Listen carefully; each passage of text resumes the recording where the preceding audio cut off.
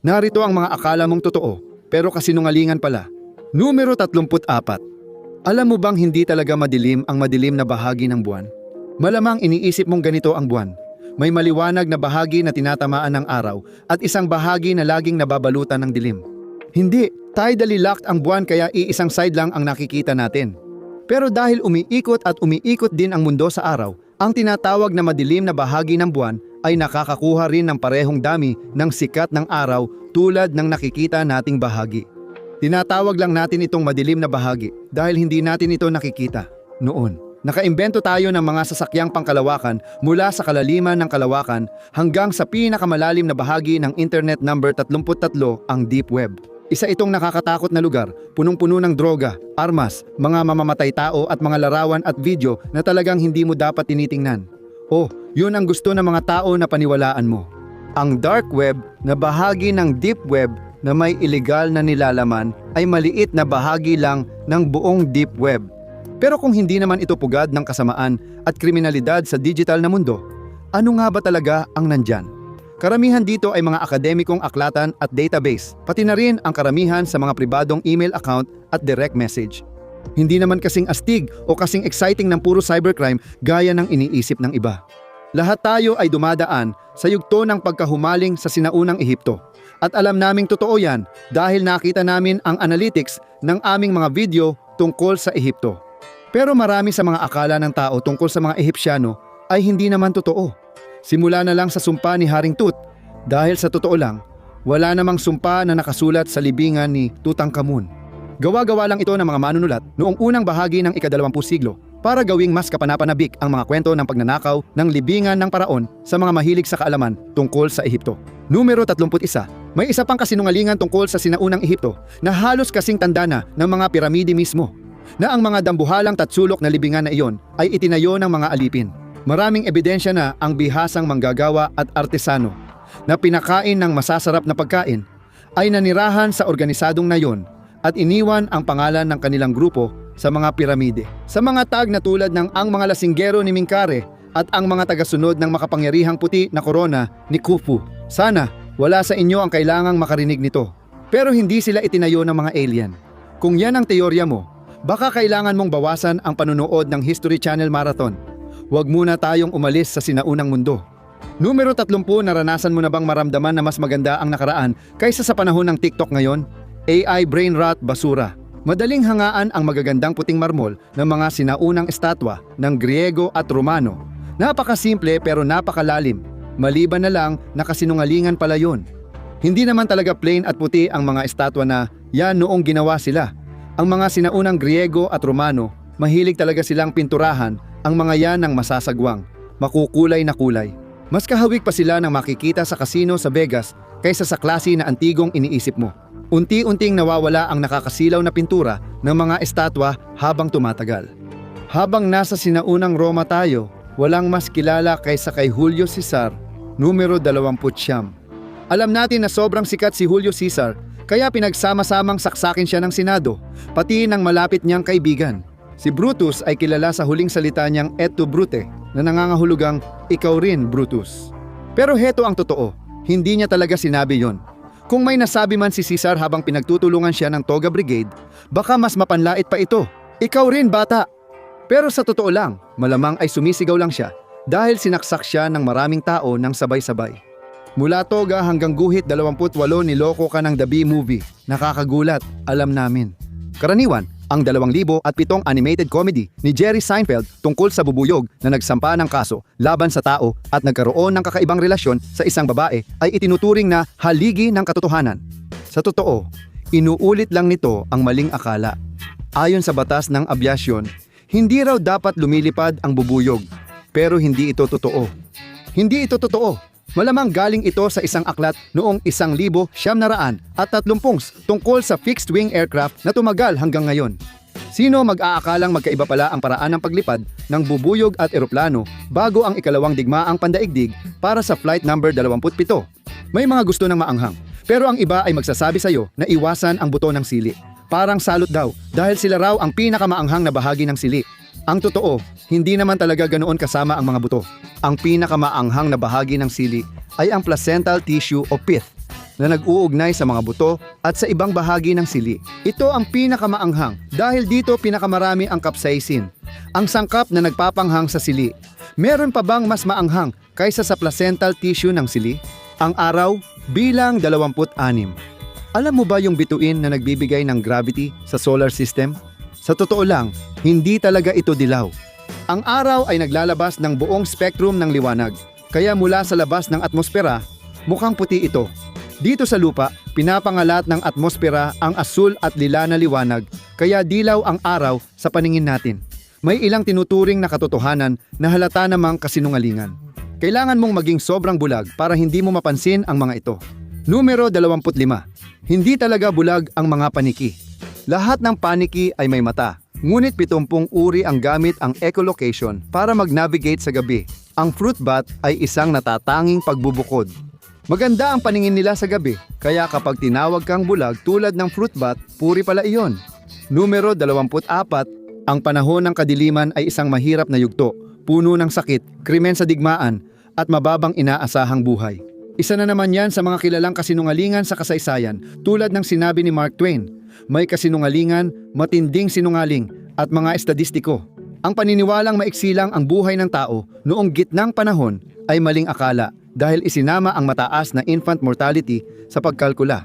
Noong ipinanganak ka, ang inaasahang buhay mo ay 30 taon. Pero kapag umabot ka ng 21, tumataas ito sa 64 na taon. Hindi man ito kasing taas ng ngayon. Malayo ito sa paniniwalang matanda ka na sa 20 dashes. Hindi lang sa nakaraan nangyayari ang masasamang bagay sa mga tao. Bilang 23, ang ika-20 siglo ay nagdala sa atin ng sakunang nuklear sa Chernobyl na maaaring nagdulot ng hanggang 60,000 kabuuang nasawi kapag isinama ang mga namatay sa kanser sa paglipas ng panahon. Madilim itong paalala na bagamat malaki ang potensyal ng nuklear na enerhiya sa ating kuryente, ito rin ang may pinakamalaking panganib. Ngunit kasinungalingan lang iyan. Batay sa datos, isa sa pinakaligtas na paraan ng paglikha ng kuryente ang nuklear na enerhiya.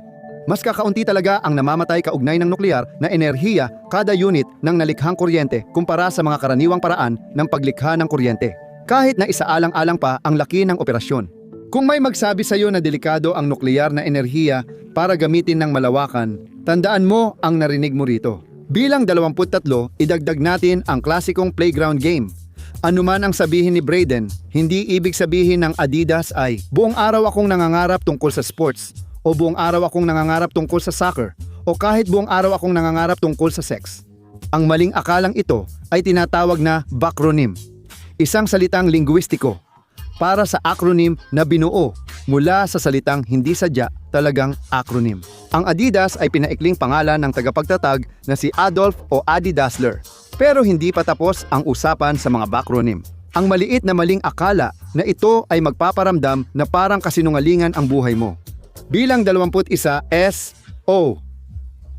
Ang emergency signal para sa mga taong nawawala sa dagat ay hindi nangangahulugang save our souls or save our ship. Wala talaga itong ibig sabihin. Pinili lang talaga ang 3 letrang iyon dahil hindi sila malilito sa kahit anong iba sa Morse code. 3 tuldok, 3 gitling at 3 tuldok ulit na walang pagitan sa gitna. Hindi ka lang nagkamali sa SOS, pati sa Wi-Fi bilang 20, nagkamali ka rin. May nagsabi siguro sa iyo noon na pinaikli lang ito ng wireless fidelity dahil ang Hi-Fi ay nangangahulugang high fidelity. Pero hindi, naloko ka lang tulad ng sa SOS. Isa na naman itong bagay na wala talagang ibig sabihin. Pinili ito mula sa 10 na pangalan ng brand para palitan ang mahirap bigkasin at hindi catchy na technical na terminong IEEE, 821 isang B-direct sequence. Isa pang larangang puno ng alamat dahil sa telebisyon at pelikula ay ang krimen at parusa bilang 19. Kapag iniisip mo ang malalaking internasyonal na sindikato ng krimen, naaalala mo ang droga, armas, at mga taong isinusmuggle sa shipping container. Sino ang humuhuli sa mga kriminal na ganito kalaki ang operasyon sa buong mundo? Ang mga ahente ng Interpol ay hindi tulad ng FBI na direktang humuhuli ng kriminal. Hindi sila isang departamento ng paglaban sa krimen. Pinapadali nila ang komunikasyon sa pagitan ng mga internasyonal na serbisyo ng pulisya. Hindi mo makikita ang Interpol na nagpapakita ng badge o naglalabas ng posas sa mga krimen. Narito ang isang karaniwang pinaniniwalaang kasinungalingan tungkol sa krimen at parusa na maaaring magdulot ng kapahamakan sa isang tao. Numero 18. Hindi totoo na dapat maghintay ng 24 na oras bago iulat ang nawawalang tao. Imbento lang ito para gawing kapanapanabik ang mga palabas sa telebisyon. Agad ipagbigay alam sa autoridad kung may ebidensya ng karahasan. Mahalaga ang unang 72 oras ayon sa mga kriminologo para iligtas ang nawawala. Kaya kung sayangin mo ang unang 24 na oras nang walang ginagawa, halos nabawasan ng kalahati ang tsansa mong maibalik ang buhay ng kaibigan o mahal mo. Hindi lang tungkol sa modernong krimen at parusa, sinusubukan ng media na hugasan ang utak mo. Isipin sa bilang 17 ang isang Viking. Malaking tao mula Hilaga, mahaba ang balbas, may palakol at helmet na may sungay. Hayaan munang itigil kita dyan. Walang sungay ang mga Viking helmet dahil hindi ito praktikal. Sa labanan, madali itong masabit o matanggal at maaaring ikamatay mo agad. Purong magic lang ito ng pelikula. Hindi lang mga Viking ang nabigyan ng maling impresyon sa pananamit. Ang mga pilgrim na sumakop sa United States ay hindi talaga nagsusuot ng puro itim o may sombrerong malalaking bakel, taliwas sa madalas na ilustrasyon tuwing Thanksgiving. Sa totoo, ang mga Puritan na sumunod na nanirahan ay mas piniling magsuot ng itim bilang simbolo ng kahinhinan. At ang bakel sa sombrero ay dagdag lang sa mga larawan. Noong ika-19 na siglo, simbolo lang ito ng pagiging kakaiba o makaluma, hindi tunay na larawan ng itsura ng mga tao noon. 15. Minsan pakiramdam mo, mas madami pang kasinungalingan sa mundo kaysa buhangin sa disyertong Sahara, pero maliit lang naman ang ibig sabihin nito. Karamihan ng kilalang disyertong Sahara ay hindi talaga buhangin, kundi mga bato. Pero hindi kasing ganda pakinggan iyon. Tanong ko, pipiliin mo bang mamatay sa gutom at uhaw sa Sahara o malunod sa dagat? Numero 14. Subukan mong isipin ang malunod. Nagpapanik, nagpupumiglas, sumisigaw ng tulong. Siguro ganyan ang iniisip mo, pero nagkakamali ka. Ang nakakatakot na hindi alam ng karamihan tungkol sa pagkalunod ay tahimik ito. Interes ng katawan na panatilihing nakasara ang bibig mo para hindi ka makalunok ng tubig. Nakakatawa, pero ito rin ang dahilan kung bakit maraming pagkalunod ang hindi agad napapansin. Pwede kang lumubog tahimik sa ilalim ng alon. Numero 13.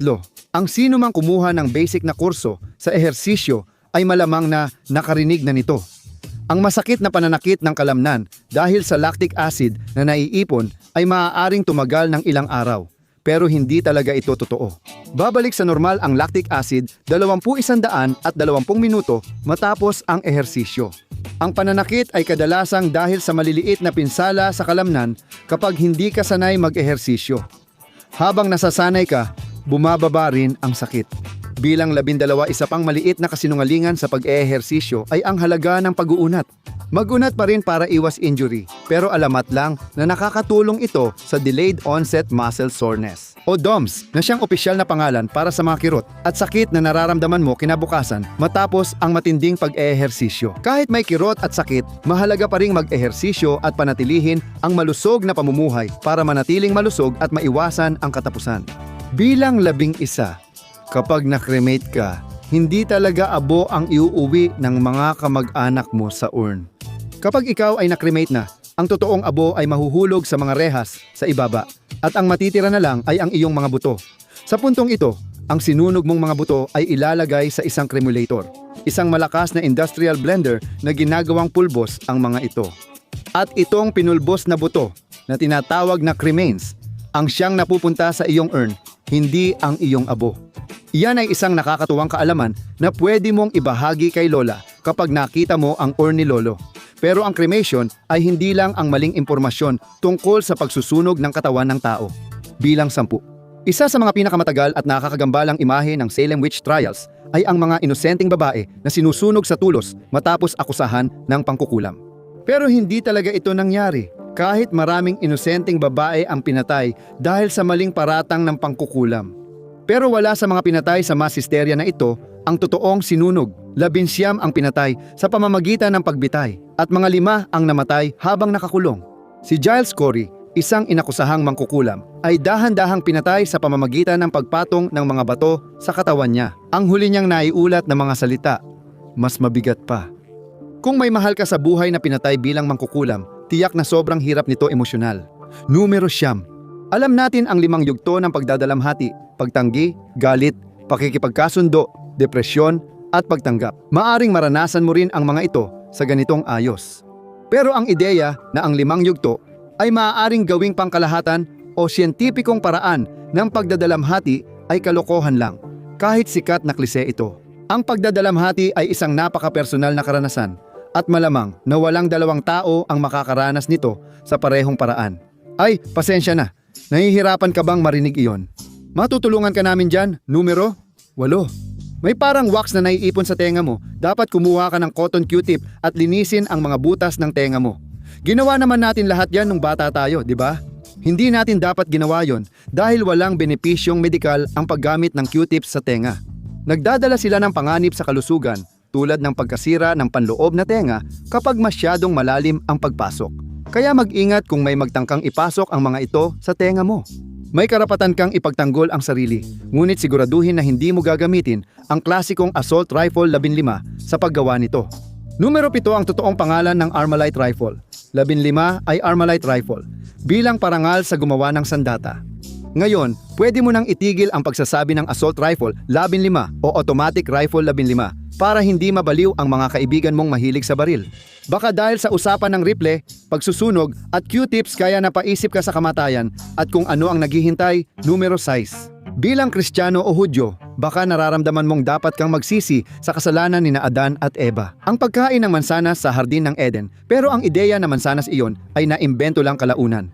Sa orihinal na aklat ng Genesis, na sinusunod ng parehong Kristyanismo at Hudaismo, sina Adan at Eva ay pinalayas sa hardin dahil sa pagkain ng ipinagbabawal na bunga mula sa puno ng kaalaman.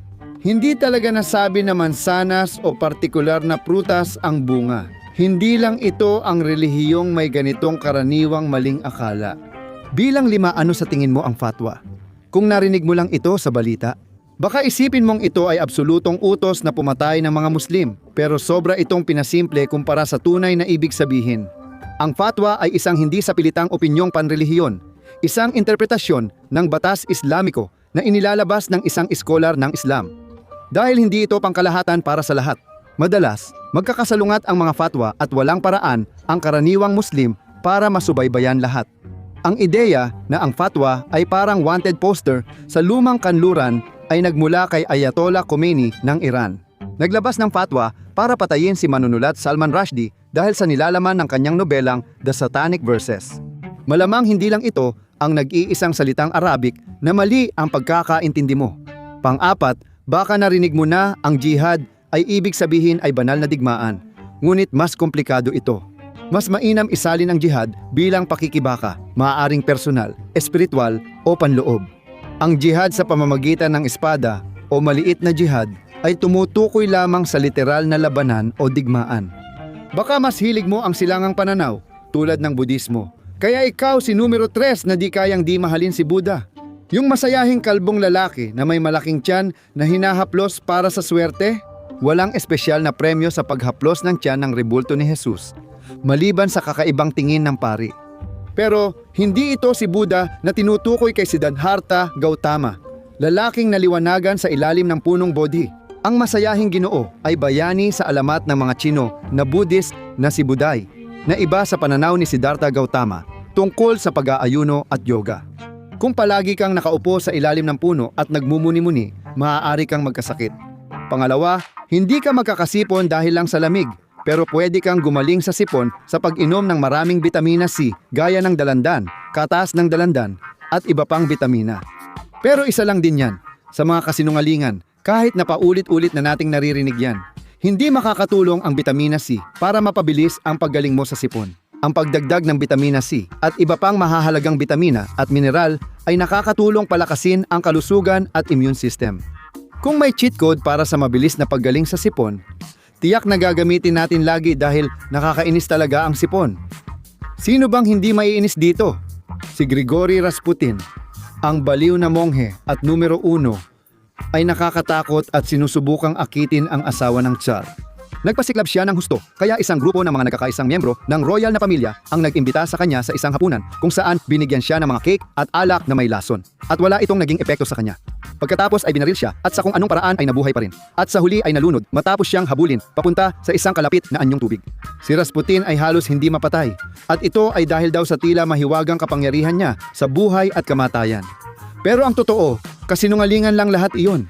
Ipinakita ng otopsya na binaril lang ng mga nagplano si Rasputin at iyon ang pumatay sa kanya, tulad ng kung paano mapapatay ang kahit sino. Ang alamat ng kakaibang pagkamatay ni Rasputin ay mula sa alaala ng isa sa mga pumatay sa kanya, si Prinsipe Felix Yusupov. Laging may dahilan para palakihin ang kwento at gawing mas kapanapanabik para mabenta ang libro. Kailan ba naging sagabal ang katotohanan sa magandang kwento? Gusto mo bang asarin ang mga madaling maniwalang kaibigan? Tingnan ang aming original gangster facts na akala mong totoo pero kasinungalingan pala o panoorin ito.